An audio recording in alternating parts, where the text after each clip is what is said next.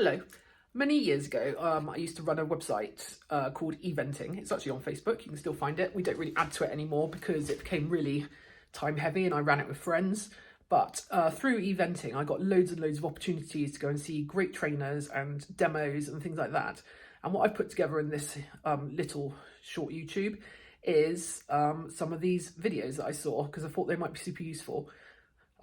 They are just, first one is up, it's Harry Meade and Laura Collett, who did a demo a couple of years ago, and some just cool little exercises. In the first one, they're just showing a really simple exercise about training the horse over 4 little small fences. And then Harry Meade goes on to talk about how he tries not to look at the fence, so the horse learns very much about responsibility. Obviously, Harry's got a great sense of rhythm. Laura went first and found it quite hard, and then Harry goes and makes it look quite easy because he's obviously trained his horses in that respect. And then the third one is about Harry, how he trains his horses to change the rhythm, take responsibility for the fence, and just using small fences and some bigger galloping fences. Then I just added at the end Caroline Moore with Canter talking about how they warm up for the show jumping, because I know for a lot of us, warming up for the show jumping is pretty anxiety driven, and it's just a really useful demo of how to do it and how to do it well. So hopefully you'll like these little clips and you'll find them quite useful. Really engage his hind leg, which means it's where you want it for a jump. You know, they've got to have their hind legs underneath them to push off the floor. So the more you can use the circle to help you get that push, then it's becoming more natural for the horse. You can see now that to start with, the horse is struggling slightly with the tight circle, and now he's doing it in a really balanced way. He's straight over the jump, provides a really nice balanced circle, then he's dead straight and he pops up.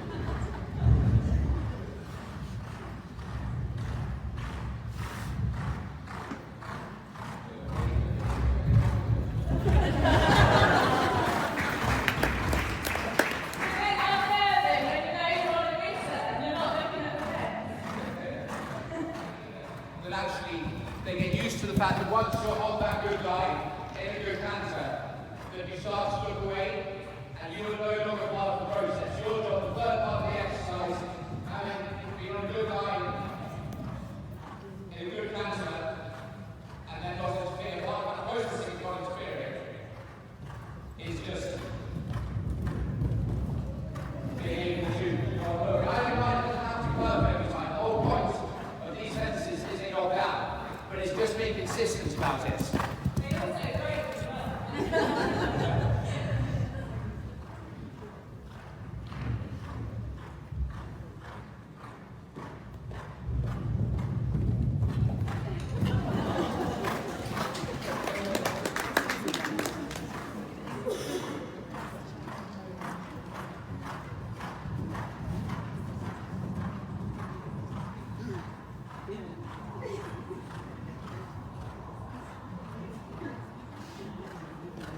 other thing is it means that you probably get much better than that. When you're not looking at the best because you know that you've got to sort things out early because you're not going to need this last 2 strides to start making the adjustments.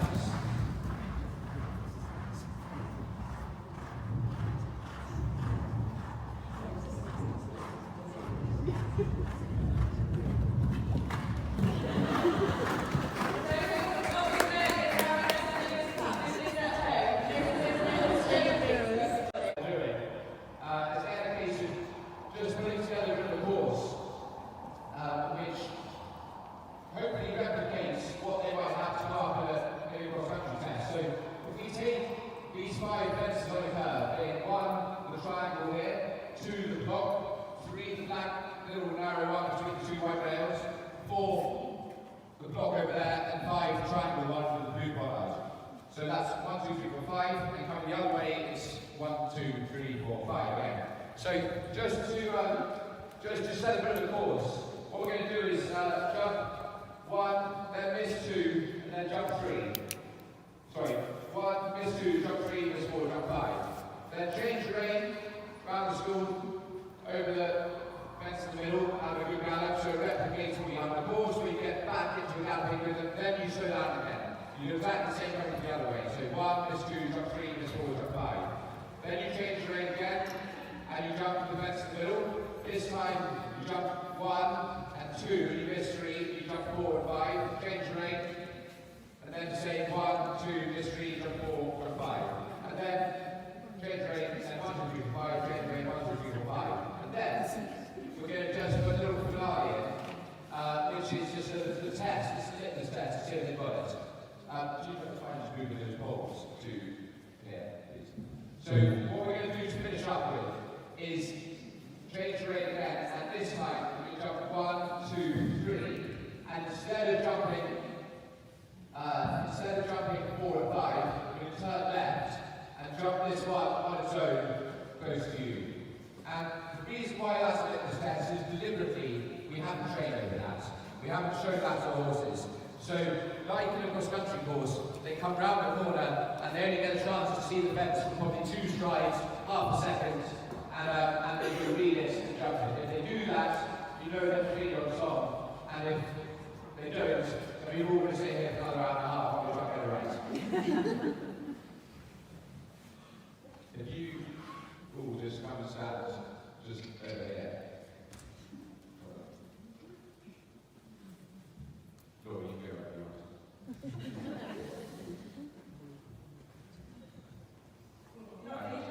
I'm going to jump on. Yeah, you can.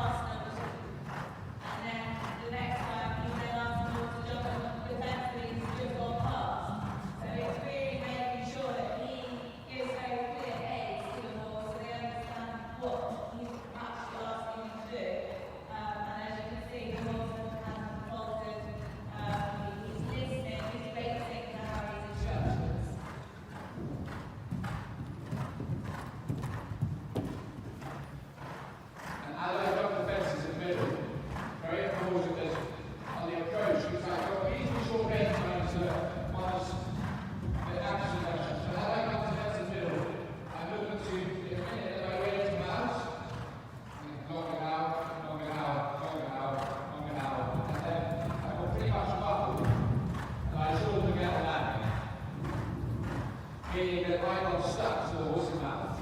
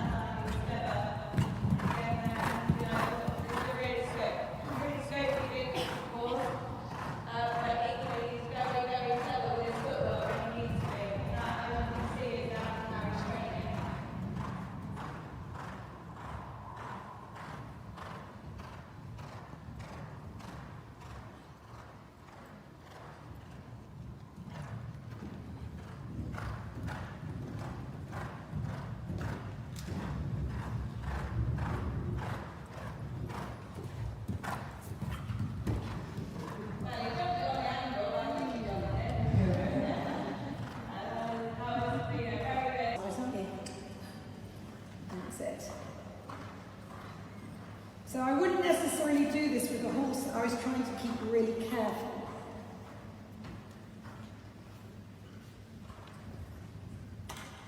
And there, the little horse in, really moving up to the back. And that's good. So more comfortable that time. So before I put it up, I'm just going to put a little bit more width on it. And this is sometimes makes horses be really careful, because horses don't like to touch the back rail of a fence with their front feet. So it makes them generally really have to work quite hard. But what we saw with that horse there, actually she dived down to the back rail a bit. So the first thing I'm going to do is put it up 4 holes and encourage them there to look up and try and get her to come up to her fence, as you're having to work hard tonight, aren't you? And that's it. So I wouldn't necessarily do this with a horse that I was trying to keep really careful.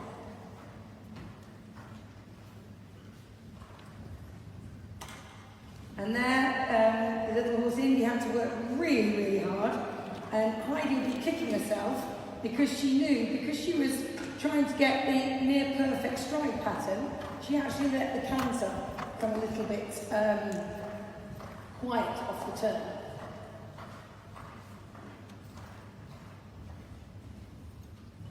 And then I'm just going to go fractionally bigger, but more square on the front. And with that ground rail out at the front, it encourages the rider to ride a little bit more towards that front rail, so the horse has to think about its own responsibility. That's it, good. So she's making a nice enough shape there. So you might think to yourself, well, we haven't actually jumped a vertical yet. So what we would do at this stage, just before she goes into the ring, we might jump a couple of verticals. One might be with a really good ground rail, and just to keep the horse away from the fence and to make a nice shape. And then from there, we might either push the ground rail in, right underneath, or we might take the ground rail right away, which will make the mare really careful. Once the fence hasn't got anything underneath, the horse becomes ultra careful. Or sometimes you might want the horse just to have a little touch of the fence if they're sensitive just before they go in. And if you do that, you might take the fence back to the ground rail, and that actually makes them really, really careful. Hopefully you enjoyed those little clips and found them useful. Some of the vision isn't brilliant, because that's been the time before we had 4K cameras. So picture quality is a little lacking in places, and also the lighting, because a lot of these demos were held in the evening. But we've certainly got lots of footage from the years of doing this kind of stuff, and hopefully you found it interesting.